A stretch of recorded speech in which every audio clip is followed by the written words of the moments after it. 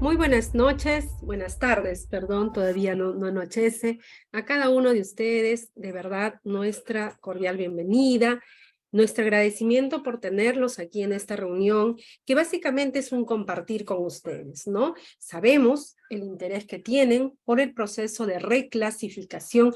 Es un proceso que la universidad salvaguarda para poder atender a las familias que atraviesan por alguna situación difícil, ¿no? Algún cambio drástico en su situación y que requiere ser nuevamente analizada por todo este equipo de profesionales que formamos la Oficina de Apoyo y de Promoción Social. Ahí nos acompañan Patricia Piñeiro, que es nuestra responsable de atender cada una de las consultas que ustedes nos van a hacer en el correo, o quizás si quieren alguna cita presencial, virtual, estamos llanas a hacerlas. Tenemos a María Katia Arcelles, que es nuestra coordinadora del área de promoción social universitaria. Ya les voy a indicar de qué se trata eso. Y también a nuestra coordinadora Liz Torre Correa, que es la que hoy nos ha preparado también todo esto, porque es la responsable de la línea de evaluación socioeconómica, ¿no? Entonces, contando con estas 4 trabajadoras sociales que estamos básicamente para compartirles información, tenemos también como fortaleza a nuestras colaboradoras Virginia Zapata, también trabajadora social, a Violeta Bao, quienes nos van a ayudar atendiendo en el chat las consultas que ustedes van a hacer. En cuanto a esas consultas, sí les voy a pedir de todo corazón que se esperen antes de hacer las consultas a que se desarrolle la charla, porque eventualmente hay alguna consulta que aparece y sabemos que ya la va a tratar María Katia, que quizás lo va a explicar Patricia. Entonces, con calma, esperemos el desarrollo de la charla, las especificaciones que vamos a dar, la hemos preparado con exactitud, con precisión, pero también con mucho cariño y poniéndonos en el lugar de ustedes. 3 de las 4 que hoy día exponemos somos madres PUC, somos egresadas y madres PUC, o sea que entendemos claramente en qué situación están ustedes, de qué información necesitan. Bien, entonces voy a compartir parte de lo que me corresponde informar. Voy a ponerlo en modo presentación. Y aquí tenemos algunos puntos que debemos reforzar. La Universidad Católica atiende a través de reclasificaciones a cada familia que solicita una nueva revisión de su situación, ¿no? ¿Por qué la voy a solicitar? Básicamente les decía, por un tema de un cambio en la situación socioeconómica. Tengan la seguridad que nosotros atendemos el 100% de solicitudes. ¿Qué significa? No significa que reclasificamos hacia grados menores al 100%. Significa que cada uno va a ser atendido de manera correcta, va a seguir el procedimiento, el análisis de documentos, de información, ¿no? Vamos a escucharlos a través de sus documentos, a través de su declaración jurada familiar. Y nosotros hoy definitivamente hemos aumentado el número de atención de reclasificaciones, ¿no? Antes de pandemia teníamos un número que no sobrepasaba las 1.500 solicitudes al año. Durante pandemia es una situación que no va a servir como línea base para ningún proceso ni programa, porque hemos llegado a atender hasta 12.000 solicitudes durante un año, ¿no? El 2020, el 2021. Sin embargo, hoy, 2023, aún persiste el aumento en relación al 2019, ¿no? Hemos atendido en el año 2022 algo poco más de 2.000 solicitudes de reclasificación, ¿sí? Entendemos que la crisis sanitaria ha dejado ciertas situaciones todavía que requieren ser atendidas. Han habido los conflictos sociales que definitivamente han puesto a la economía a prueba y no podemos decir y aún mantenemos algunas regiones en situación de emergencia por el tema de los cambios climáticos, ¿verdad?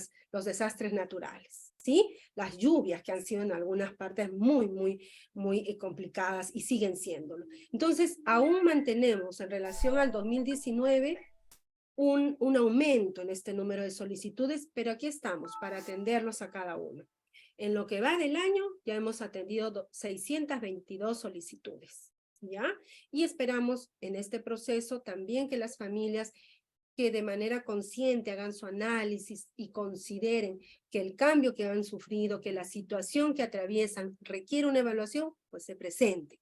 Si hay alguna familia que se presenta y nosotros no llegamos a validar el cambio, o quizás se están presentando con mucha anticipación, hay familias que se presentan y dicen, yo me presento porque en octubre se acaba mi contrato, ¿no? En noviembre se acaba mi contrato, ¿no? En esas situaciones, pues va a ocurrir que quizás deneguemos una solicitud de reclasificación, pero no porque no consideremos importante la preocupación, sino porque de aquí hasta noviembre, de aquí hasta diciembre, quizás el papá o la mamá encuentra un empleo, habrá que ver también la edad del papá, la profesión del papá. Entonces, a veces esta denegatoria implica un esperemos, ¿no? Y cada vez que a ustedes se les deniegue, siempre podremos explicarles, ¿no? ¿Por qué se deniega? La mayoría de solicitudes, y en eso creo que coincidimos en el equipo, son solicitudes de familias que requieren una atención, ¿no?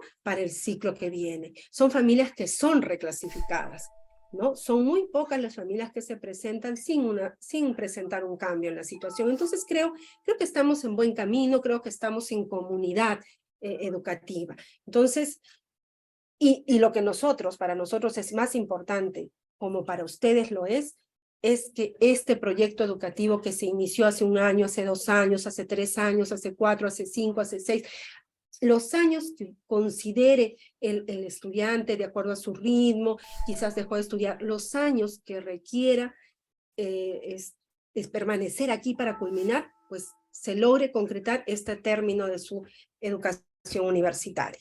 Ahora, nosotros, a quienes ya han participado en una reclasificación, creo que estas imágenes les pueden ser familiares, dado que es importante que ustedes sepan qué valorizamos nosotros, qué valorizamos respecto a una evaluación socioeconómica, ¿no? Y es que nosotros debemos tener en cuenta las variables demográficas y las variables socioeconómicas, ¿no? Estamos hablando de el número, ¿no es cierto?, de conformación de una familia, ¿no? Cuántos miembros dependen del presupuesto familiar. Estamos hablando de las familias que a veces tienen que trabajar con 2 y hasta 3 presupuestos. Hay familias que se nos presentan indicando, tengo yo a mi hija aquí en Lima, tengo otra hija en Trujillo, tengo, y yo vivo en Cusco. Entonces son 3 presupuestos. Esas variables hay que tenerlas en cuenta. Hay que tener en cuenta cuántos hijos son, ¿no? Estudiantes sobre todo. También tenemos en cuenta ya en el rubro económico en qué trabaja cada uno de los responsables económicos, ¿no? ¿Cuántos responsables económicos hay? ¿Qué tipo de fuente, ¿no?, generan los ingresos, ¿no? Estamos hablando de un trabajo dependiente, independiente, si es de negocio, si es independiente informal también, ¿no? Cada familia conoce su situación, cada familia nos va a dar la información que nosotros necesitamos para poder realizar la evaluación socioeconómica, ¿no? Recordarles, por favor, y para que tengan clarísimo, hay una idea que nosotros le llamamos en nuestras reuniones, eventualmente aparecen algunas ideas mito, ¿no? Los mitos o quizás algunos rumores urbanos y que a veces se han quedado. Yo los recuerdo de mi época de estudiante. Yo tengo algo más de 25 años de egresada y como estudiante yo también he escuchado estos rumores, ¿no? Oye, no te presentes a la reclasificación porque te suben de escala. Eso es mentira. Una reclasificación no te sube de escala. Lo peor que puede ocurrir es que te mantengamos en la escala que tienes porque no hemos validado el cambio que tú nos estás compartiendo, ¿sí? 2, la asistenta social, a veces nos llaman así, nosotras somos trabajadoras sociales, ya todas, pero nos llaman todavía con el nombre que anteriormente se llamaba nuestra carrera, y eso no nos hace ni más ni menos. A veces dicen, la asistenta social no me bajó la escala, ¿no? Nosotras no somos responsables de reubicar hacia grados menores. Comprenderán que nosotras somos las responsables de realizar un proceso de evaluación socioeconómica impecable, ¿no? Eso sí, esa sí es nuestra responsabilidad. Y nosotros elevamos un informe social que será evaluado por el comité y que finalmente ese comité DAES va a ser quien indique si corresponde o no la reubicación, si es un grado, si son 2 grados, si es un grado provisional, es decir, temporal por un año, o quizás un ciclo, ya un semestre, ¿no? O si es un grado definitivo. Y ese definitivo pues va a tener también sus consideraciones a nivel reglamento. Definitivo implica que te lo entregamos, te entregamos ese grado de pago, pero de ahí obviamente se enmarca en todo el reglamento también de la propia universidad, ¿no? Entonces, eso hay que tenerlo en cuenta. La trabajadora social no es la que asigna la escala, es la responsable de evaluar mi situación y de presentar un informe. ¿Ya? Ahora, la reclasificación solo busca una reubicación de grados hacia una escala menor o 2 escalas menores. No, no. Y eso durante años se ha trabajado como que es un medio para también atender las verdaderas situaciones sociofamiliares que atraviesan nuestras familias, ¿no? A veces el problema, o quizás podemos decir, el síntoma es el problema económico, pero no es la causa, ¿no? Hay quizás un grave problema de salud de los responsables económicos, o quizás el propio alumno, de la propia alumna, ¿no? Un problema que está demandando que la familia desvíe los ingresos para esa atención, un problema en la vivienda, un problema de desempleos, ¿no? O empleo muy fluctuante. En fin, hay situaciones que llevan a que nosotros veamos a la familia ya para otro tipo de atención, como son nuestros acompañamientos sociales, y por qué no se ameritan un acompañamiento psicológico, también hacer las derivaciones. Ustedes han visto un video sobre la Dirección de Asuntos Estudiantiles y han podido observar que tenemos muchos servicios a su disposición, ¿sí? También podemos derivar algunas situaciones a nuestros círculos de apoyo social. Eso ya lo voy a detallar más adelante. Ambos, tanto el acompañamiento como el círculo de apoyo social, son espacios que se propician a través de nuestra línea de promoción social. Y a veces, algunas situaciones también serán derivadas a procesos o programas de tutoría, ¿no? Algunos también a becas. Finalmente, estas situaciones que nosotros podamos detectar, algunas van a ser también merecedoras de otro tipo de atenciones, ¿sí? Y bueno, sobre la oficina yo les he ido hablando, ¿no? Mientras compartía las anteriores diapositivas, que tenemos nuestras 3 líneas, que hoy nuestras 3 coordinadoras de las 3 líneas nos acompañan y son responsables de detallar la charla en el sentido ya más operativo, más de ponernos en práctica para ver cómo me voy a presentar a una reclasificación y cuáles son los pasos.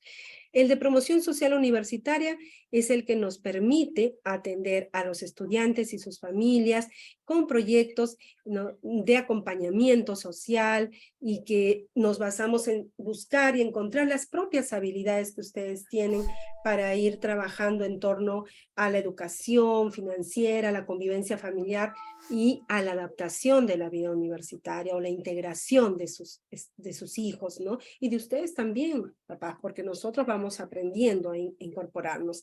La línea de evaluación socioeconómica básicamente es aquella que nos permite evaluar las situaciones de cada una de las familias para asegurar que los servicios de la comunidad educativa pues puedan ser entregados a aquellos que lo ameritan, ¿no? Y siempre buscando o siguiendo los criterios de justicia, equidad y sostenibilidad de la universidad también, ¿no? Los procesos que nosotros llevamos son los de clasificación. Cuando ustedes ingresaron, hicimos un proceso de clasificación, la reclasificación, que es lo que nos lleva ahorita en esta charla, becas de orfandad, también somos responsables de las evaluaciones y algunas evaluaciones en maestría y también contribuimos en crédito educativo.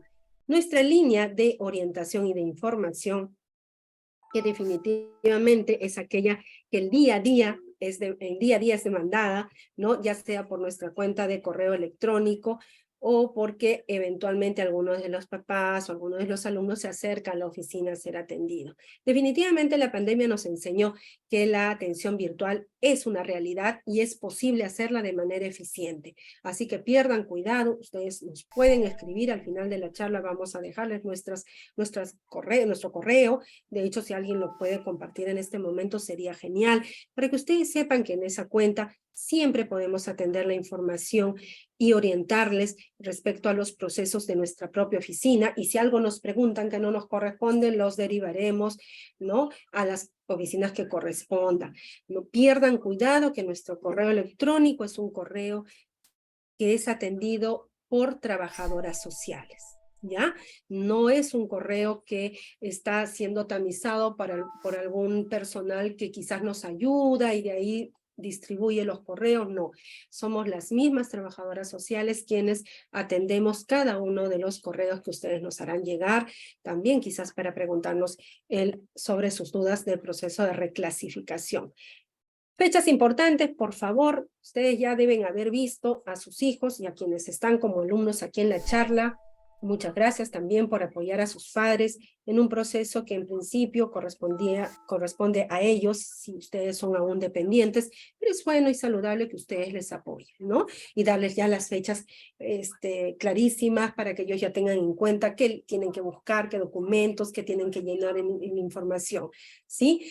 Como todo en la universidad tiene un cronograma y necesitamos que ustedes nos apoyen con el cumplimiento. No saben lo importante que es organizarnos, lo importante que es ser respetuosos en esta comunidad. Creo que cada cosa que nosotros hacemos puede ser un signo de que en efecto nos respetamos entre nosotros, ¿no? Y parte de ello es que nosotros hemos elaborado pues un cronograma para poderlos atender de manera eficiente y eficaz. Es decir, entre el 22, que ya nos han indicado que tenemos algunas solicitudes ya de reclasificación, y hasta el 9 de junio tenemos abierta nuestra plataforma para que ingresen sus solicitudes de reclasificación y los documentos, ¿no? Nosotros en esa plataforma creada para este proceso aseguramos que todo lo que ustedes nos envíen vaya a ser incorporado a su expediente virtual en la oficina. Del 22 de mayo también, que el lunes que ha pasado, hasta el 9 de junio, tenemos las atenciones que ustedes nos han vía correo y también en esta charla, ¿no es cierto? A través del chat.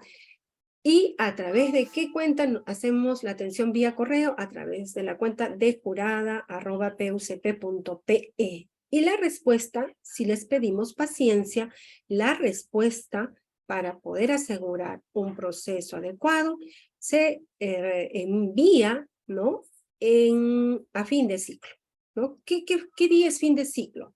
Estamos bordeando la quincena de julio, ¿verdad? La última semana de clases del semestre académico 2023-1, se enviarán las respuestas a los correos electrónicos PUC de sus hijos o hijas, ¿ya? No es a cualquier correo, no es al correo de papá, de mamá, no, es al correo de sus hijos e hijas que están presentándose a la reclasificación. Les va a llegar una carta DAES y es importantísimo que la lean y con calma, porque les decía yo que este proceso puede dar un resultado positivo, puede ser un positivo en el sentido que me bajen la escala o me mantengan la escala en el caso no corresponda una reubicación hacia grados menores, pero les decía también que hay dos tipos de respuesta en tanto el tiempo de la recategorización, perdón. Es decir, puede ser provisional y regularmente cuando es provisional les especificamos qué ciclos son. O sea, se les coloca grados 4 hasta el semestre 2024-1 y a partir del 2024-2, grado 5, grado 6, ¿no? El grado en que estaban. De tal manera que ustedes ya tienen que ir teniendo clarísimo que ese es un grado provisional y que si es que la situación lo amerita, deberán volverse a presentar en el proceso para el 2024-2 y no ser reubicados al grado que les indicaron, ¿sí? Entonces, creo que hasta ahí llegué yo y ahora sí inicia la parte ya precisa de cuáles son los pasos que debo seguir yo ya para iniciar mi proceso de reclasificación y doy el pase a Liz Torre, que nos detallará la información sobre la parte de cómo iniciar el proceso, ¿no? Lo que es la declaración jurada familiar. Gracias, Mónica. Buenas tardes, padres de familia, madre de familia. Bueno, nos encontramos una vez más reunidos para ver el tema del proceso de reclasificación, ¿no? Un proceso importante y que muchas veces genera preocupación, ¿no? Tensión en los padres de familia. Y bueno, la idea de esta charla es justamente bajar esas tensiones y mostrarle lo sencillo y fácil y ahora muy accesible que es no solamente mantenernos informados sobre el proceso, porque les comentamos que ya toda la información de la reclasificación ha estado colgada en la webbook desde el mes de abril, ¿no? Iniciamos en mayo, se ha hecho la difusión a través de nuestro boletín informativo virtual a todos nuestros estudiantes también, que ya estábamos iniciando el proceso de reclasificación, y bueno, no hemos querido dejar pasar esta oportunidad también para poder reunirnos y darles algunos detalles adicionales, pero básicamente toda la información ustedes la encuentran en la web, ya la han visto, ya la han revisado, ¿no? Y es por ese medio que se han podido inscribir también a esta charla. Bien, ahora iniciamos. Entonces, ¿cómo vamos a dar inicio a esta solicitud de reclasificación? ¿Por dónde empiezo? ¿Qué es lo que hago primero? ¿Cómo me ordeno? ¿Cómo me organizo para poder presentarme al proceso? Nosotros desde el año 2020 ya venimos realizando este trámite de manera virtual, ¿no? Es puramente virtual. Ustedes han visto, hay enlaces, hay documentos que presentar, hay formatos que completar, ¿no? Que registrar. Pero, ¿para quiénes está dirigida este proceso? La idea, ¿no? Y el objetivo, además, que tenemos, es que puedan presentarse a este proceso de evaluación socioeconómica familiar aquellos estudiantes cuyas familias están afrontando un cambio significativo, ¿no? Que generalmente, de acuerdo a la experiencia que tenemos ya de más de 40 años, 50 años que venimos realizando este tipo de evaluaciones, hemos visto que se centran por lo general, ¿no? Porque hay otras situaciones también, pero por lo general se centran en estas dos razones. La primera, un desempleo, ¿no? O una disminución sustancial de los ingresos de los responsables de la economía familiar. Y lo otro es, o puede ser, graves problemas de salud por una enfermedad de alto impacto, ¿no? Entonces, esos son nuestros motivos principales. La idea es que si hay un cambio en la situación socioeconómica, puedan presentarse al proceso para evaluar su situación socioeconómica actual y la universidad puede otorgarles pues la escala que de acuerdo a esta situación que están atravesando puedan asumir y que no ponga en riesgo la continuidad de los estudios de nuestros alumnos o alumnas. El procedimiento. Tenemos un procedimiento que inicia, ¿no? A esa página web donde ustedes han ingresado para poder inscribirse en esta charla. También van a encontrar igualmente la explicación detallada de cada uno de estos puntos. Tienen que descargar el formato de la solicitud y declaración jurada. Ese es el primer paso que tienen que realizar. Van a llenar esta declaración jurada, ¿no? Van a guardarlo en un formato PDF o JPG, que es un formato de imagen. Y si como papás, porque nos sucede, ¿no? Tenemos alguna duda, ¿qué es PDF, qué es JPG? Pues recurramos a nuestros hijos porque tengan la seguridad de que ellos sí saben perfectamente a qué nos referimos con esta información. Tercero, van a preparar y agrupar los documentos sustentatorios. Para ello, también en la página web ustedes van a encontrar una relación de documentos que es una relación general, ¿no? Entonces, ustedes, de acuerdo a su situación socioeconómica, van a ver qué documentos les corresponde presentar. Esa parte no la voy a ahondar porque más adelante mi compañera se los va a explicar. Luego de que ya han agrupado, preparado sus documentos, tenemos llena la declaración jurada, entonces vamos a subir todo a nuestra plataforma, que también van a ubicar el enlace en la web, ¿no? Van a subir y luego de ello, como trabajadoras sociales, nos corresponde realizar la evaluación socioeconómica y emitir un informe. Este informe se lo hacemos llegar a una comisión y es la comisión la que va a emitir un resultado final, ¿no? Se va a emitir la resolución rectoral en base a este resultado y por último, como ya se mencionó, formalizamos esta respuesta a través del envío de una carta que va a llegar a nuestro estudiante o nuestra estudiante a su correo PUC. ¿Cuándo la enviamos? Cuando finaliza el semestre. O sea, estamos hablando del mes de julio.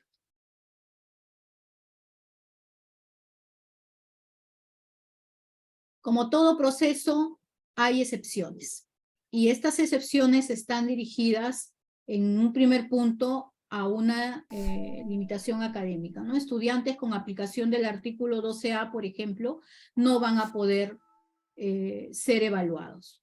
Los invitamos en todo caso, en la misma web de la PUC, ustedes van a encontrar el reglamento de pago de derechos académicos ordinarios y pueden revisar a qué corresponde el artículo 12A. También no podrán presentarse estudiantes que hayan sido evaluados en este semestre, ¿no? Porque si ya los evaluamos en este semestre, es complicado tener que evaluarlos nuevamente en el sentido de que es la misma situación. Por lo tanto, el resultado tiende a ser el mismo, salvo que, porque sucede, ¿no? Y hay algunos casos que nos lo sustentan, haya este cambio significativo que les he mencionado al inicio. Estudiantes que estén cursando una maestría con costo fijo, porque este proceso, si bien es cierto, tenemos el mayor número de solicitudes de parte de nuestros estudiantes de pregrado, también va dirigido a estudiantes de maestría, ¿no? De posgrado, cuyas especialidades no son de costo fijo, es decir, que no tienen una única escala.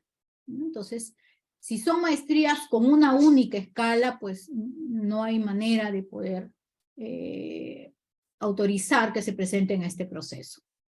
También estudiantes que se encuentran en la escala mínima definitiva de su especialidad, porque ya estando en una escala mínima, ya no hay manera de poder reubicarlos en una escala menor, entonces tampoco podríamos evaluarlos. Y por último, ingresantes del 2023-1, porque los hemos evaluado recientemente. Sin embargo, sabemos que hay situaciones que aparecen repentinamente, hay cambios. En esos casos les pedimos que puedan comunicarse a nuestro correo, que ya ha sido colocado en el chat del Zoom y que se lo vamos a indicar nuevamente al final de la charla, ¿no? Nos escriban, nos expliquen qué situación es la que están atravesando para realizar la consulta y podamos autorizarles, si corresponde, a que puedan presentarse a este proceso. La solicitud y declaración jurada familiar. Dos formatos, dos documentos sumamente importantes para efectos de esta evaluación. La declaración jurada lo que nos va a proporcionar es la información sobre la situación socioeconómica del estudiante. Es a partir de esta evaluación que conjuntamente con los documentos, ¿no? Sustentatorios van a determinar el resultado de este trámite. Sugerimos, les pedimos que la información sea registrada por el responsable o por los padres de familia, porque nuestros hijos no siempre conocen la real situación familiar que se está atravesando. Entonces, suelen poner un dato que a veces no es claro o que no es el que realmente está atravesando la familia, entonces podemos incurrir en un error al momento de realizar la evaluación. Entonces, ¿quiénes son los que deben llenar la solicitud y la declaración jurada? El responsable económico o el padre o la madre o ambos, ¿no? Esta es una manera en que nosotros vamos a poder garantizar que la información sea clara, sea precisa y esté completa al momento que elaboramos el informe. Bueno, como lo mencioné, la declaración jurada y la documentación sustentatoria son la base para la evaluación socioeconómica. Por lo tanto, en este proceso debemos presentar solicitud, declaración jurada y documentos sustentatorios. Si nos presentaron solo la solicitud y la declaración jurada o solamente los documentos, pues es un expediente que está incompleto. Por lo tanto, no tenemos los suficientes elementos como para poder dar un resultado que pueda ser en base a esta situación que pudiera estar atravesando la familia, ¿no?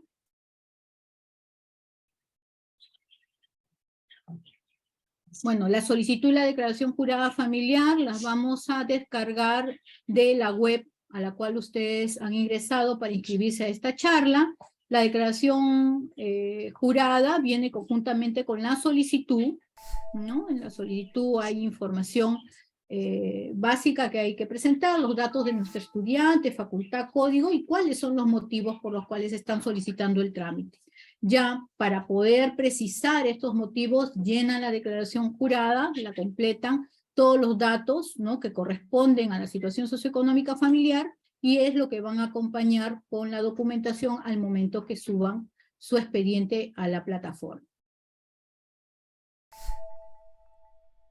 La declaración jurada, quienes ya han seguido un trámite de clasificación o de repente un trámite de reclasificación anteriormente, ya la conocen, perdón, estos son los datos que tienen que ustedes declarar, ¿no? Los datos personales del estudiante, los datos generales del estudiante, datos familiares del papá, mamá, hijos dependientes, la situación económica, ¿no? Ingresos, gastos, el tipo de fuente de ingreso, si hay problemas de salud familiar, sumamente importante para nosotros esta información, la situación de la vivienda, ¿es propia, es alquilada?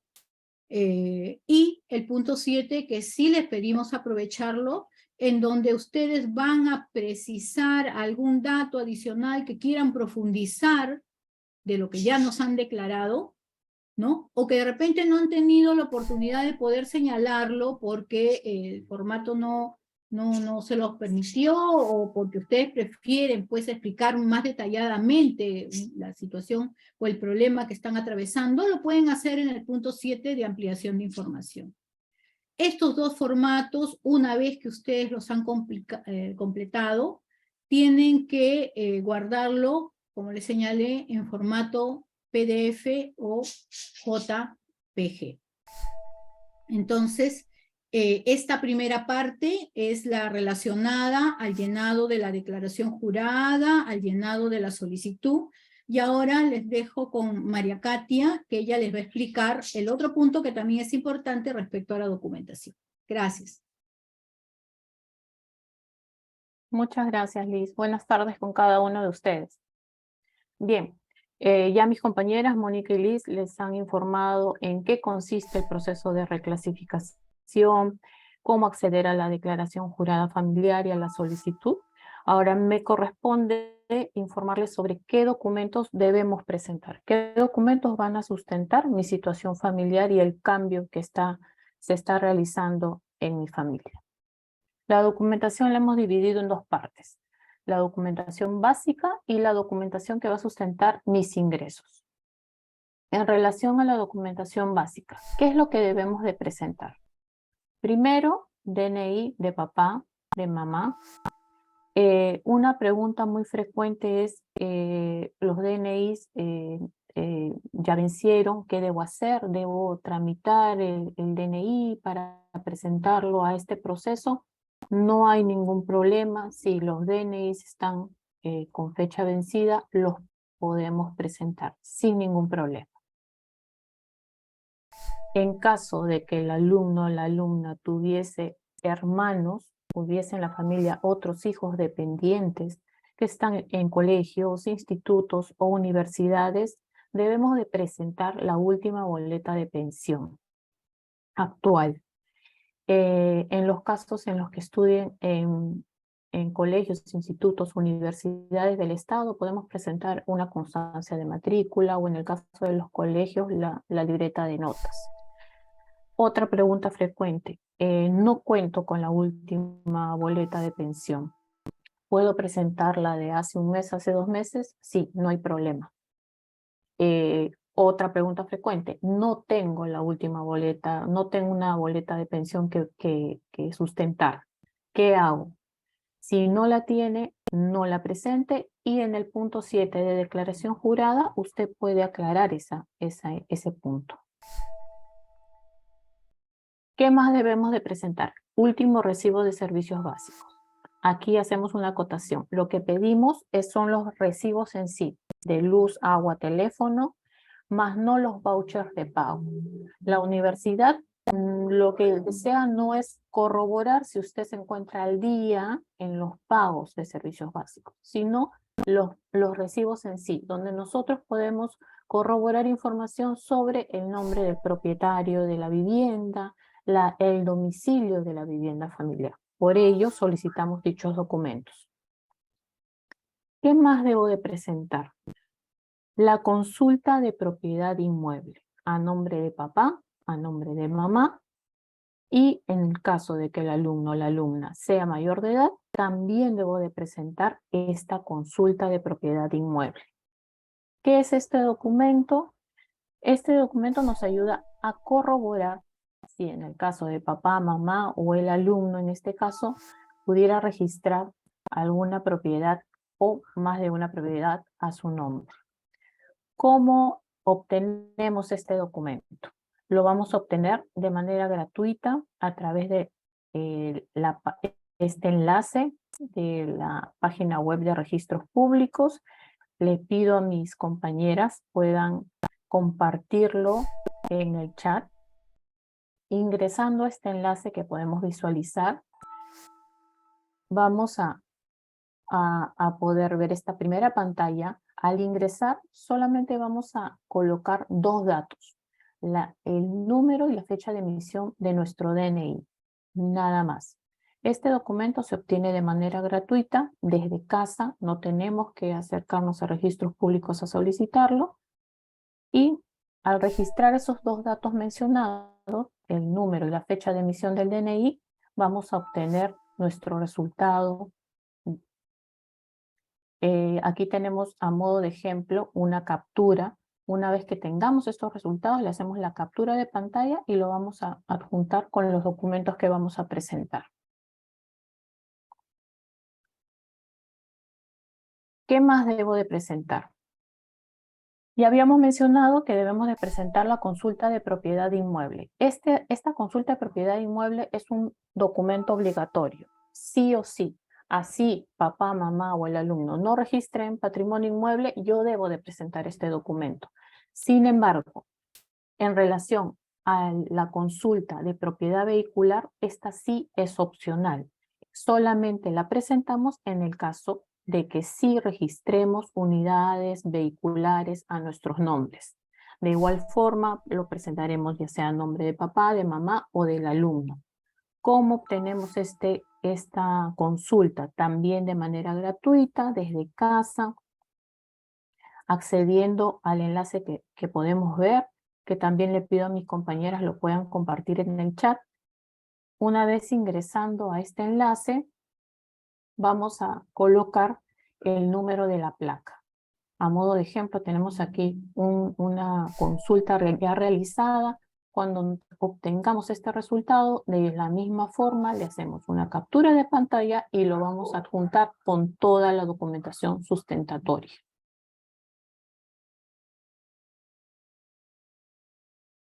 ¿Qué más? Dentro de la documentación básica, en caso registre propiedades a mi nombre, la vivienda se encuentra en mi nombre o aparte de la vivienda tenga otro patrimonio inmueble a mi nombre, adjuntaré el autoavalúo por cada inmueble registrado a mi nombre. Este documento lo emite la municipalidad cada inicio de año. De esa cartilla solamente vamos a presentar al proceso de reclasificación el formato HR-IPU, nada más. ¿Y por qué solamente estos dos formatos? Porque en estos formatos nosotros podemos poder informarnos sobre la descripción del inmueble. Si es un terreno, si es un departamento, si es una vivienda de un piso, de más de un piso. Esa es la información que necesitamos. Una pregunta muy frecuente. No cuento con el autoavalúo de este año. ¿Puedo presentar el del año anterior? Sí, puede presentarlo. Otra pregunta frecuente. No tengo el autoavalúo. Simplemente no lo tengo. ¿Qué debo hacer? Si en ese caso no cuento con el autoavalúo, no lo presentamos y una vez más colocamos esa información en el punto 7 de la declaración jurada familiar. En el caso de que la familia reside en vivienda alquilada, adjuntaremos el contrato de alquiler. Y de aquí se desprenden varias preguntas frecuentes. Tengo un contrato simple. Lo debo llevar al notario para que tenga mayor valor y presentarlo a este proceso de reclasificación. La respuesta es no. Tal cual usted lo presenta. Otra pregunta frecuente. Mi contrato no está actualizado. Lo firmamos hace varios años, pero yo sigo pagando lo mismo. ¿Debo actualizar mi contrato para presentarlo a este proceso? La respuesta es no, tal cual usted lo presenta. Otra pregunta frecuente. No cuento con un documento físico. El contrato se hizo de manera verbal porque el propietario del inmueble es un familiar, es una persona de confianza, entonces nunca hemos firmado un contrato de manera física. ¿Qué debo hacer? ¿Debo formalizar? No, la respuesta es no, y simplemente ese detalle usted lo coloca una vez más en el punto 7, ampliación de información de la declaración jurada familiar. Hasta aquí la primera parte, lo que es documentación básica. La segunda parte de los documentos corresponden a la documentación que va a sustentar los ingresos de la familia, de papá o de mamá o de ambos. Aquí lo hemos clasificado en los 5 tipos de renta. La renta de quinta categoría, que corresponde al trabajo dependiente, papá, mamá que se encuentra en planilla. La renta de cuarta categoría, trabajo independiente, aquel papá, mamá que al brindar sus servicios emite recibos por honorarios, un abogado, una contadora, un ingeniero. La renta de tercera categoría, aquella que se emite si papá, mamá cuenta con una empresa familiar. La renta de segunda categoría, que es poco frecuente, que se genera por acciones financieras, y la renta de primera categoría, la que corresponde a alquileres de bienes e inmuebles. La pregunta es, ¿cómo voy a documentar cualquiera que sea mi fuente de ingreso o las fuentes de ingreso de la familia? Cualquiera sea la fuente de ingreso, cualquiera sea el tipo de renta, lo voy a documentar con el reporte tributario para terceros. ¿Qué es este documento? Este reporte tributario para terceros lo voy a obtener de la página de SUNAT, también de manera gratuita, accediendo al enlace que podemos visualizar, y le pido a mis compañeras puedan compartirlo por el chat. Una vez habiendo colocado este enlace, hacemos clic en reporte tributario para terceros. Va a ser necesario contar con nuestra clave SOL. Y a modo de ejemplo, aquí presentamos este documento. Consta de muchas más páginas, pero aquí las dos principales. En la primera se encuentran los datos generales y las características del tipo de RUC. Y en la segunda página nosotros podemos visualizar inclusive ingresos de años anteriores. Y en la parte inferior derecha, las columnas clasificando los tipos de renta mencionados anteriormente, porque pudiera ser que papá o mamá generen más de una fuente de ingresos, como en este caso podemos visualizar que esta persona genera ingresos por alquiler cada mes, genera ingresos por cuarta categoría de manera eventual, pero también ha tenido ingresos por quinta categoría, ha estado en planilla. Entonces, este documento es tan completo que este documento es el que nosotros vamos a evaluar y que va a documentar las fuentes de ingreso de papá, de mamá o de ambos. Ojo, es un reporte tributario por cada uno de ellos, por papá, por mamá. En el caso, si fuese el caso de que papá o mamá tuviese una empresa jurídica de la cual él tenga participación, aparte de presentar mi reporte tributario como persona natural, también tendré que presentar el reporte tributario de la o las empresas de la cual yo tenga participación, o sea, socio. Solo no presentan reporte tributario aquel papá o mamá que no tenga RUCO. En todos los demás casos, este reporte tributario es un documento obligatorio e indispensable para la evaluación. Si la familia estuviese pasando por situaciones especiales, debemos informarlo en la declaración jurada familiar, pero también documentarlo. Como, por ejemplo, si alguno de los miembros de la familia está pasando por un problema de salud de alto impacto, debemos adjuntar un certificado médico o la constancia de atención. Si papá, mamá está pasando por una situación de desempleo, debemos de documentarlo. En estos casos, si papá o mamá se encuentra en quinta categoría, se encontraba en planilla, ¿qué debería adjuntar? Debería adjuntar su liquidación de beneficios sociales, su documento de compensación de tiempo de servicios.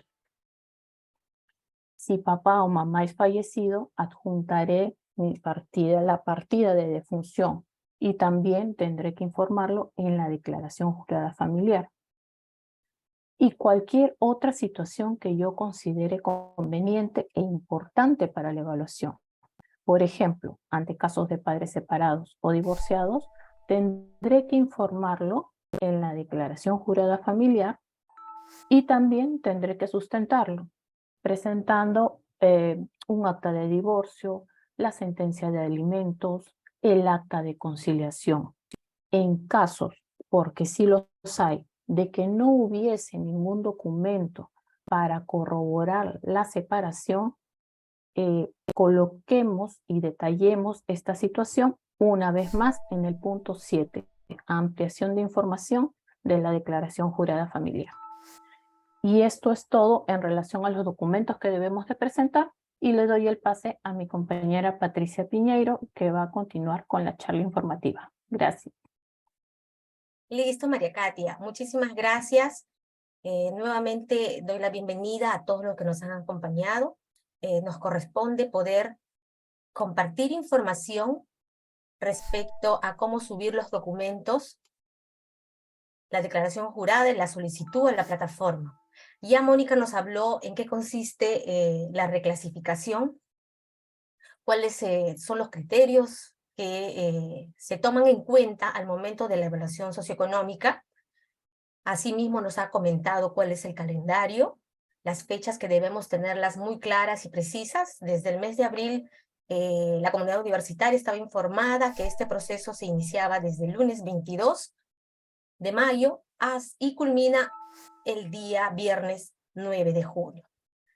Luego Liz nos ha podido indicar cuáles son los pasos a seguir para llenar la solicitud, la declaración jurada familiar. Asimismo nos ha mencionado la importancia de poder ser transparentes en la información a brindar y sobre todo poder ayudar en este proceso a la trabajadora social a poder identificar con claridad cuál es la situación, ese cambio drástico que atraviesa la familia y que debe verse reflejada en un informe socioeconómico. Finalmente, María Katia nos ha comentado cuáles son esos documentos básicos y documentos complementarios que son importantes y que reflejen la situación que ustedes nos comenten en su declaración jurada familiar. Muy bien, ahora nos corresponde poder indicarles cómo subir la solicitud, la declaración jurada familiar y los documentos a la plataforma. Nosotros tenemos un enlace que también está colgado en la página web y en estos momentos mis colegas están compartiendo en el chat el enlace en el cual ustedes van a poder ingresar e inmediatamente se les va a habilitar una ventana en la cual van a poder encontrar ya las casillas donde ustedes van a poder subir los documentos. Aquí hemos puesto un ejemplo.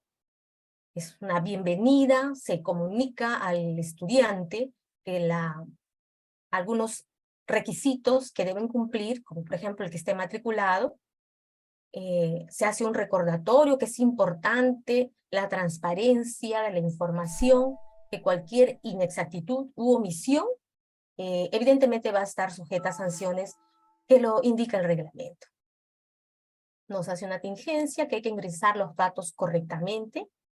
Asimismo, nos informa que al llenar esta ficha, nos están brindando su consentimiento estrictamente para la evaluación socioeconómica familiar, ¿no?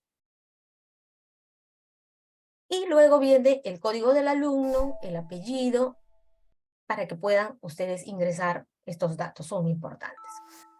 Si podríamos hacer una acotación que es clara, precisa y muy importante, es que a esta plataforma solo se puede acceder una vez. No podemos ingresar 2 veces o 3 veces.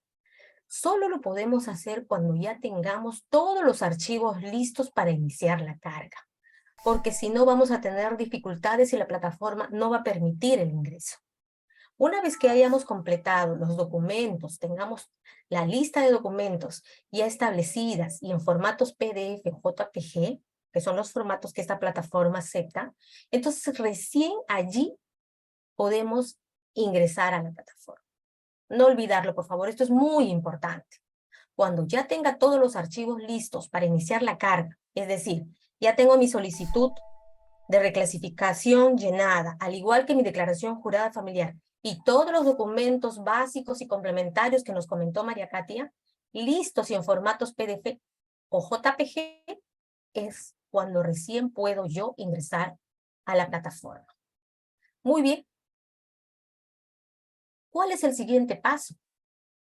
Una vez que ya tengo mis documentos listos en formatos PDF o JPG, organizados de la manera como a ustedes les parezca más fácil, inmediatamente seguimos el paso de seleccionar el archivo, y el primer archivo a seleccionar es el formato de solicitud y declaración jurada familiar.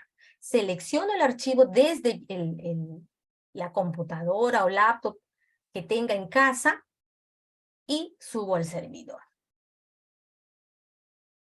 Nuevamente, selecciono en este casillero, selecciono mi archivo, inmediatamente se va a abrir la carpeta desde donde voy a subir mis documentos y luego hago clic en el casillero subir al servidor. Recomendamos que la primera carga sea el formato de solicitud y la declaración jurada. Un recordatorio acá que es muy importante y que también lo decimos en la página web del proceso de reclasificación. Cuando subamos los archivos, podemos hacer hasta 10 archivos diferentes, la carga de hasta 10 archivos diferentes, pero teniendo cuidado que sea con un peso máximo de 2 megabytes en cada carga. Si superamos este límite que soporta la plataforma, vamos a tener inconvenientes y no va a ser posible que podamos subir. Les recomendamos que por favor tengan mucho cuidado al momento de seleccionar la información que nos compartan. Generalmente hay información que no es, digamos, necesaria subirla, como por ejemplo, suele verse ya con la experiencia uno al momento de revisar los documentos que suben a plataforma, por ejemplo, el recibo de teléfono. Si lo estamos recibiendo de manera física en casa, ese documento, este recibo generalmente tiene hasta 3 o 4 páginas. No es necesario subir todas las páginas. Solamente se requiere subir la página principal en la que está el nombre de la persona al cual está este servicio telefónico, el consumo y cuál es el monto que se está pagando por ese servicio. Las otras páginas que contiene este recibo no es necesario subirlo. Entonces eso va a permitir que no se pase la cantidad máxima de megabytes en cada carga. Otra recomendación, que también lo hemos visto mucho, cuando transformamos un documento a formato PDF o JPG, tampoco lo hagamos en mayor resolución.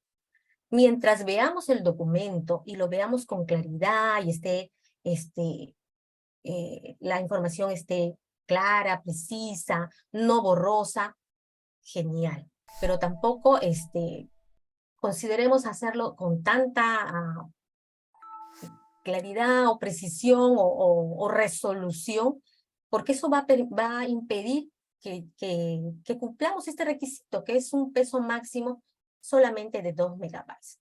Aquí queremos plantearles un ejemplo. En esta carpeta de una PC, por ejemplo, se ha organizado la información de la siguiente manera. Hay una carpeta en formato PDF de solicitud y declaración jurada familiar. Hay otra carpeta que están los DNI de ambos padres. Otra carpeta u otro archivo que tiene que ver con las consultas prediales y vehiculares, los autovalúos y recibos de servicios, las boletas de remuneración de ambos padres, en caso, ojo, en caso no tengan RUC.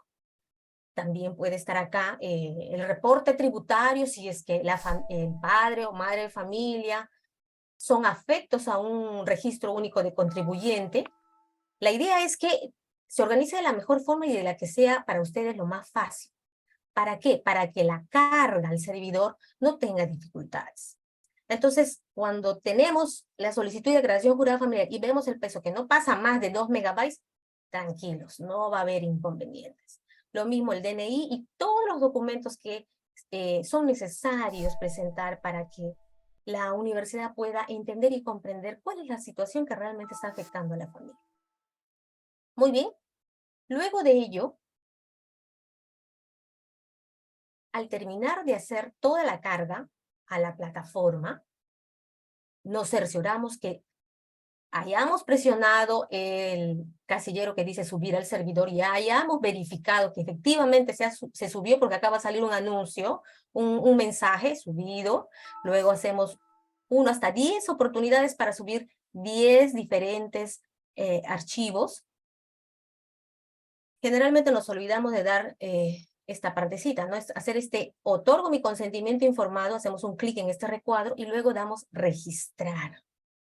Eso es importante. También es importante considerar este paso, subir los documentos al servidor. Hay algunos momentos en donde a veces obviamos este paso y lamentablemente no vamos a recibir sus documentos. Por ello, la precisión que estamos haciendo es muy importante. Mis colegas en este momento también tienen la oportunidad de poder compartir la información de la plataforma, de la página web en donde está un instructivo de cómo subir los documentos. Lo mismo que está en ese instructivo, hemos querido compartirlo con ustedes para hacer mayores precisiones. Finalmente, cuando yo registro los documentos ya en la plataforma, automáticamente me va a llegar automáticamente voy a visualizar en la pantalla este aviso en la que se me está confirmando la entrega satisfactoria de los documentos. Me van a indicar la fecha, el código del estudiante, el nombre, apellido completo del estudiante y su especialidad. No es necesario solicitar la confirmación, porque si hemos seguido los pasos y los procedimientos que hemos compartido y también ustedes han seguido el instructivo que está colgado en la página web del proceso de reclasificación, entonces este va a ser el resultado final que les va a aparecer una vez culminada la carga en la plataforma. ¿De acuerdo? Perfecto. Ahora, como ya mencionaron mis colegas anteriormente, los resultados de este proceso de reclasificación 2023-2 será enviado al correo PUC de cada uno de los estudiantes que participan de este proceso. ¿Cuándo? Al finalizar el semestre académico, el presente semestre académico, es decir, más o menos entre la segunda quincena del mes de julio. Ahora, si tenemos dudas, si tenemos consultas, he estado revisando algunos chats que por ahí están remitiendo. Hay efectivamente consultas muy precisas, hasta diría yo muy particulares y de índole confidencial. Con mucho gusto nosotras vamos, las trabajadoras sociales que formamos parte de la línea de orientación e información, somos 3 profesionales con mucha experiencia en este tema, vamos a poder absorber esas consultas. Nos pueden escribir a nuestra cuenta detcurada@puc.pe. Les solicitamos por favor que indiquen cuál es el asunto, en asunto reclasificación 2023-2, el nombre y apellido del estudiante, el código del estudiante y la consulta. ¿Por qué tantos datos? Porque para nosotros es muy importante poder personalizar las consultas. El hecho de que ustedes nos coloquen el código del estudiante y el apellido para nosotros ya nos indica que es importante revisar previamente toda la información que tenemos de antecedente del estudiante para poder brindar una información muy detallada, muy precisa, porque tenemos información previa que nos permitiría absorber la consulta de la mejor forma y en el tiempo oportuno.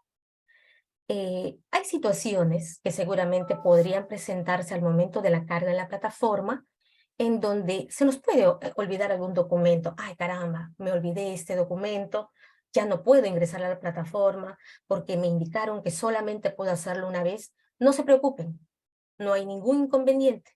Pueden enviar ese documento adicional que omitieron, que olvidaron por X motivos, lo pueden enviar a este correo.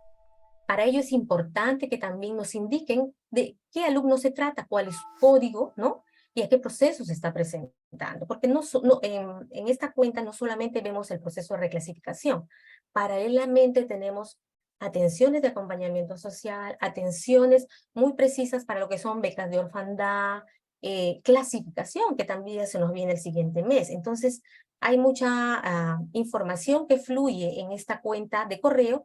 Sin embargo, somos muy cuidadosas cuando tenemos los datos precisos de nuestros estudiantes, ¿no? Si no lo tenemos, también nosotros hacemos ahí un doble clic para poder tener la información precisa y brindar la consulta, los detalles de manera muy personalizada. Entonces, nuevamente reitero, este es nuestro correo, estamos atendiendo en horario de 8:30 hasta las 5:30 de lunes a viernes. Las excepcionalidades, los fines de semana pueden ingresar correos, no se preocupen, a primera hora del lunes nosotros estamos respondiendo por orden de llegada de tal manera que podamos brindarles un servicio oportuno y eficiente para ayudarles en este proceso. Porque esa es también nuestra tarea, poder brindarles esta ayuda, porque sabemos que la reclasificación generalmente son momentos complicados que está atravesando la familia, y lo que menos queremos es que esto sea visto como una carga, ¿no? Y esa es la tarea que tiene la línea de orientación e información. Muy bien, hasta aquí. Muchísimas gracias por brindarme esta oportunidad de compartir con ustedes esta información, y paso la posta a Mónica. Adelante, Mónica. Muy bien, muy bien. Yo creo que de verdad este encuentro permite escucharlos a través del chat, porque de verdad que todas las 6 trabajadoras sociales estamos respondiendo.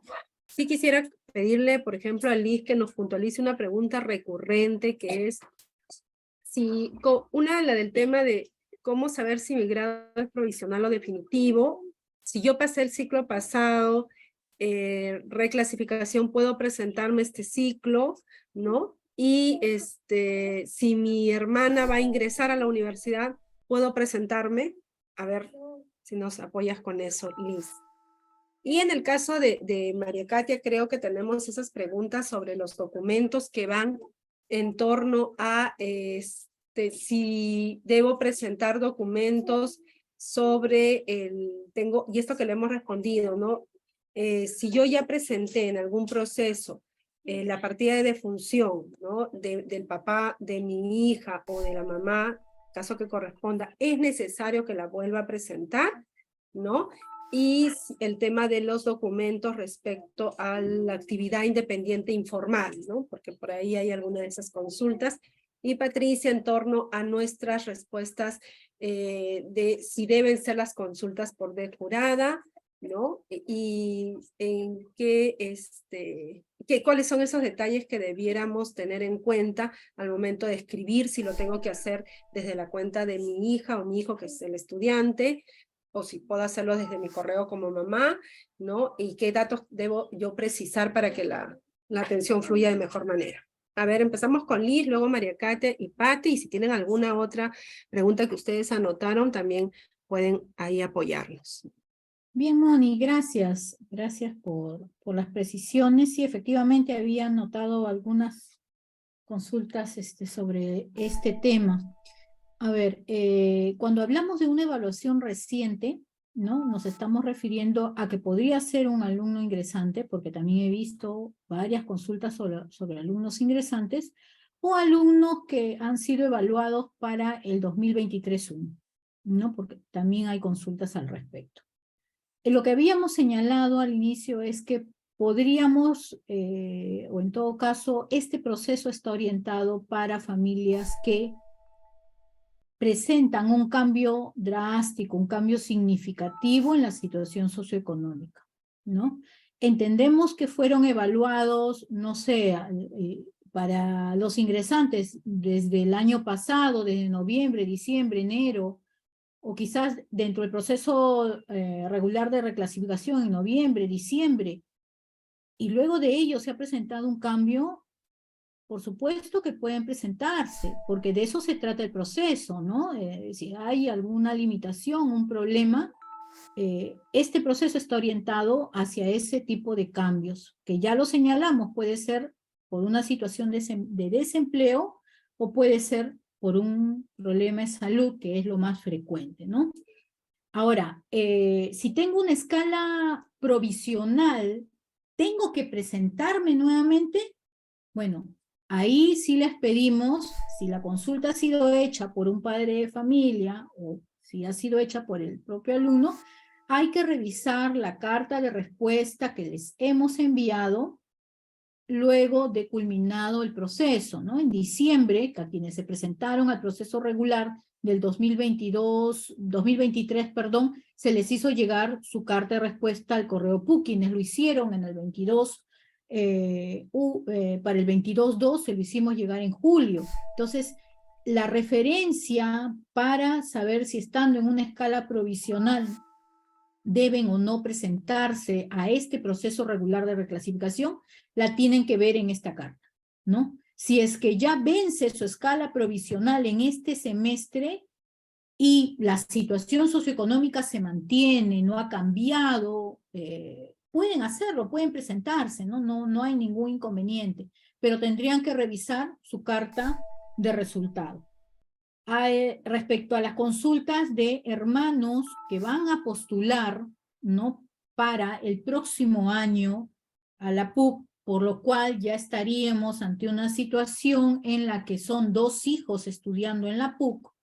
Si bien es cierto, no necesariamente en todos los casos se podría dar una escala lo menciono, por segundo hijo de graduado PUC, ¿no? Sin embargo, tienen la oportunidad de que podamos evaluar su situación luego del ingreso, porque antes está postulando, cuando ingrese el hermano, vamos a considerar que ya hay alguien estudiando en la PUC. Eso de todas maneras se va a tomar en cuenta. Pero si aún así hay una situación que ha cambiado desde la última evaluación que se hizo al hermano, pueden presentarse al proceso de reclasificación cuando ya haya ingresado, ¿ya? Porque hay que considerar que ese gasto se viene realizando dentro del presupuesto familiar.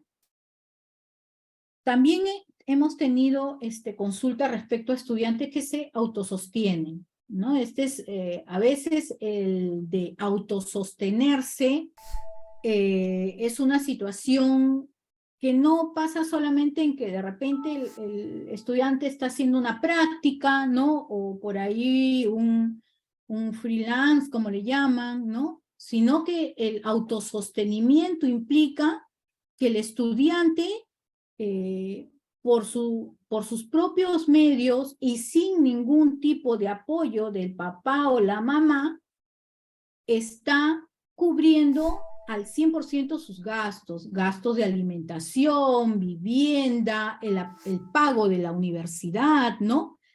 Y en esas situaciones debemos de sustentarlo, ¿no? Porque a veces ahí hay una confusión entre aquellos estudiantes que, bueno, están haciendo una práctica, ¿no? Tienen el apoyo parcial de la familia y se presentan como que se autosostienen. Esos casos no se autosostienen.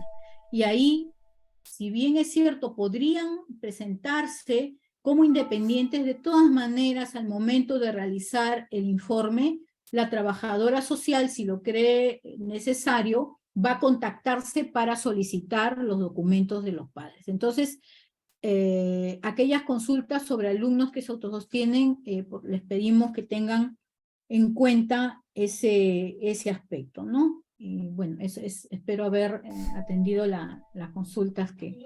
No, ya, no te preocupes, Liz, está bien y la complementamos. Lo que pasa es que hay 3 personas que adicionalmente consultan por ahí qué pasa si ahora yo me autosostengo, que es la figura que tú has quedado súper bien. Luego tenemos a otra persona que nos dice, yo tenía beca Pronavec y ahora la he perdido, yo soy la que yo me voy a autosostener. Y luego tenemos otra persona que nos dice, ahora ya mis papás no me van a pagar la universidad, sino mi hermana, debo presentar los documentos de mi hermana.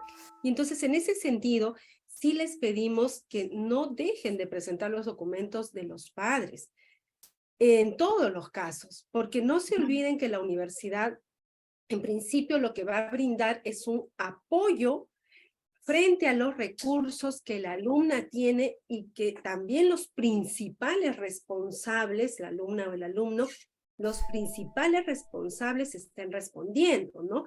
Cuando yo tengo una situación que me afecta, voy a recurrir a mi primera línea de apoyo, ¿no? También a mi institución. Aquí estaremos para escucharles, pero va a ser necesario saber cómo está brindando el soporte el papá o la mamá o ambos, también la hermana, ¿no? También tenemos que saber esos temas. En el caso de la alumna que ha perdido la beca Pronavec, inclusive necesitamos conocer también la posibilidad de los papás para nosotros entrar y confíen que vamos a entrar a apoyarles, pero sí necesitamos conocer la información, no dejen de brindarla y cualquier detalle que ustedes deseen brindar pueden hacerlo en el campo 7, ¿no? Nosotros respetamos cada situación, pero comprendan que a veces no nos brindan toda la información y es importantísimo que ustedes la brinden tanto en la declaración jurada y la sustenten con los documentos, ¿ya? Por favor.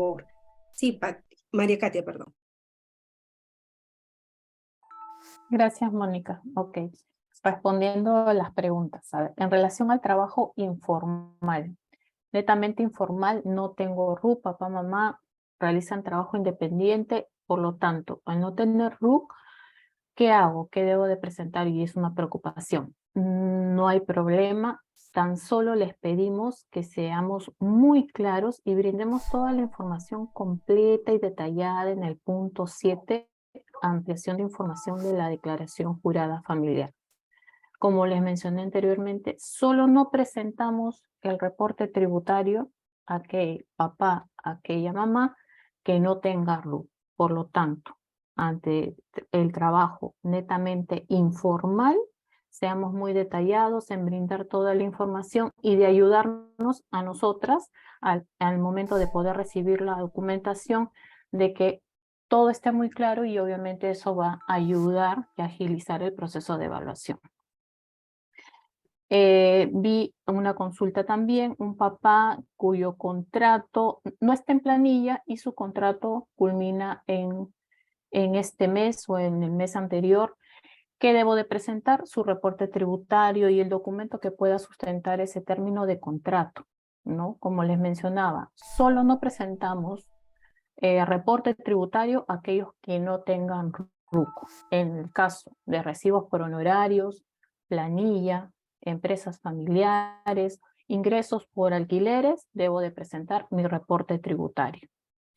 En relación a la pregunta, papá o mamá fallecidos, ya presenté anteriormente mi partida de defunción. ¿Debo de presentarla ahora también? La respuesta es no.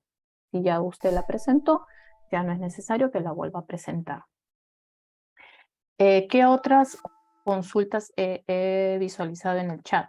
En relación a padres separados, no tengo información de papá, no tengo información de mamá, ¿no? Entonces, ¿qué debo hacer? Aún ante este tipo de situaciones, debo de registrar en la declaración jurada familiar los datos generales de papá o de mamá, ¿no? De igual forma, como les mencionaba anteriormente, trate de que cuando nosotros recibamos la documentación, toda la información de su situación sea lo más clara posible para nosotros. Entonces detallemos la información de nuestra situación en la declaración jurada familiar y adjuntemos los documentos que sustenten lo que yo estoy informando. Si no tengo el documento para corroborarlo, punto 7, ampliación de información de la declaración jurada familiar. ¿Qué otro documento? Vi una consulta, un papá que solicita visita domiciliaria. La respuesta es, en este proceso, en el proceso de clasificación, en los procesos de evaluación socioeconómica no realizamos visitas domiciliarias, por eso es importante, una vez más, se lo repito, que seamos los más claros y brindemos toda la información y brindemos la documentación completa de toda nuestra situación familiar para que nosotros podamos evaluar, ¿no? De la manera más eficiente, como siempre lo hacemos. Y eso es todo, Mónica. Sí. Bueno, con relación a las consultas referidas a la línea de orientación e información, ¿qué datos debo colocar en mi consulta? ¿Cómo la envío a DET jurada? La recomendación que hacemos es que primero leamos el procedimiento que está en la página web de la reclasificación. Es un esfuerzo que se ha hecho con mucho cariño en donde hemos detallado paso a paso qué es lo que debemos hacer para que este proceso aparentemente lo percibimos como que es algo así engorroso. Sin embargo, es un proceso muy ágil, muy rápido. Evidentemente es importante organizar la información, pero una vez que ya tengamos la claridad, si hay algún detalle, hay algo que requerimos porque todavía tenemos dudas sobre qué documento presentar, sobre todo en situaciones especiales, muy particulares como lo mencionó María Katia, entonces en estos casos sí es posible y pertinente también y necesario poder solicitar información complementaria a través de la cuenta de correo. He estado leyendo algunas intervenciones en el chat en donde indicaban, ¿me puedo acercar a la DAES también para poder tener una orientación? Claro que sí, lo pueden hacer con mucho gusto. En la cuenta de jurada ustedes pueden solicitar una cita para que una trabajadora social los pueda atender de manera personalizada también. No hay ningún inconveniente. Los chicos, muchos chicos y chicas van a nuestras oficinas en horario de trabajo y son recibidos, así no tengan citas. ¿Por qué? Porque tenemos que ayudarles en este proceso de reclasificación. También hay papás que nos escriben y nos preguntan, y esto va en relación al otro cuestionario que tiene que ver, ¿quién escribe? Lo puede escribir el papá, lo puede escribir la mamá. ¿Quién escribe? El estudiante desde su cuenta PU o desde otra cuenta. Muy bien. Lo que la universidad también promueve es la autonomía de los estudiantes. Los estudiantes tienen que apropiarse del proceso. Sin embargo, también hay papás muy preocupados que escriben desde sus correos personales. No hay ningún inconveniente. Lo pueden hacer, sí, precisándonos, por favor, el nombre del estudiante y su código PUC para poder nosotros brindarle la información oportuna, porque recuerden, nosotros tenemos antecedentes desde la clasificación, desde la primera vez que formaron parte de la comunidad universitaria, y nosotros podemos darle mayor precisión a aquellas situaciones particulares que puedan presentarse en la familia. Entonces, con toda confianza, estamos en apertura, somos muy flexibles con relación a las consultas, pero sí les pedimos por favor su colaboración para que nos precisen los nombres y apellidos y el proceso en el cual están participando, para agilizar la información a brindarles. Gracias, Mónica.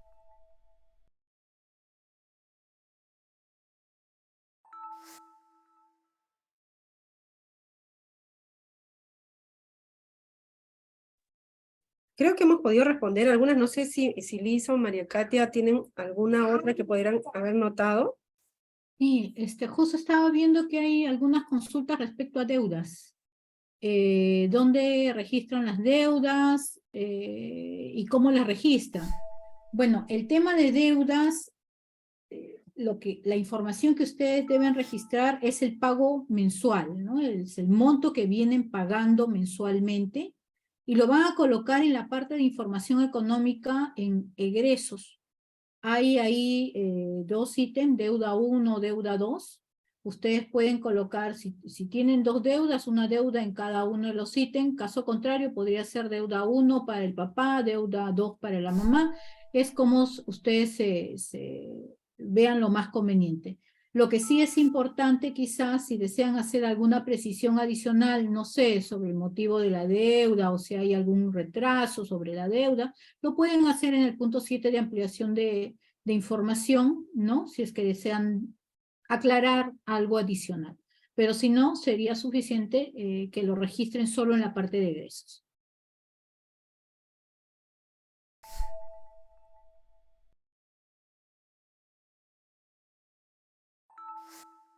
Sí, entonces creo que ya hemos podido cubrir las consultas. Creo que si se animan algunos papás, algunas mamás, algunos estudiantes que también nos acompañan, porque hemos notado por las preguntas que nos han hecho, pueden prender sus cámaras y así poder capturar este momento, ¿no? Para nuestros archivos. Obviamente todo es confidencial, pero sí sería lindo poder tener este recuerdo, ¿no?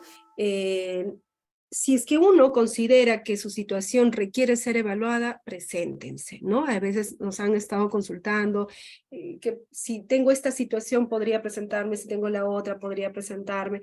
En general, si es que ustedes consideran que necesitan volver a ser evaluados, que necesitan puntualizar algún tema, algún cambio que ahorita haya ocurrido, no dejen de hacerlo. En general, nosotros evaluamos todas las situaciones que se presentan, pero siempre y cuando consideren que haya un cambio drástico en la situación, ¿no? Si no consideran, pues también es cierto para qué van a presentarse, ¿no? ¿Ya? Eso sí les pedimos respeto. Muchas gracias, señor Juan José, muchas gracias, señora Elsa, por prender ahí sus cámaras, muchas gracias por estar acá con nosotros, señor Alex, señor Sanabria, señor Briceño, ¿no? Es bueno saber que ustedes participan en estos espacios para conocer de la propia fuente, de parte de nosotros, que somos quienes hacemos la evaluación, todo este proceso, ¿no? Y poder también conocer que nuestro proceso, si bien puede parecer un proceso que requiere sí estar muy atentos, es un proceso que fluye. No se preocupen, nosotros vamos a estar al tanto. Listo, vamos a hacer algunas capturas de pantalla, ¿no? Me ayudan Milagros, me ayuda Virginia, Violeta y también quienes hemos expuesto para hacer estas capturas y ponemos también nuestra mejor sonrisa, ¿no? Porque en efecto van a ver que vamos a llevar bien este proceso, no se preocupen. Sí, ahí hay varias pantallas, son más de 200 personas que nos están acompañando hoy, ¿no? Así que tenemos ahí ya las capturas. Muchas gracias a cada uno. Ahí George nos pone un emoticón. George, me has hecho reír, no te preocupes, siempre es bueno llevar también la alegría. Así que creo que ya. Muchas gracias a cada uno de ustedes, desde donde se hayan unido, desde el trabajo, la oficina, la casa, el interior del país. Gracias y escriban, ya saben, sus dudas, haré jurada. Lean los enlaces también, por favor, que ahí está también todo detallado. Muchas gracias y nos vemos hasta la siguiente oportunidad. Los esperamos en el proceso siempre y cuando amerite la situación y podremos evaluarlos de manera justa, mirando también la sostenibilidad de la universidad. ¿Listo? Nos vemos hasta luego.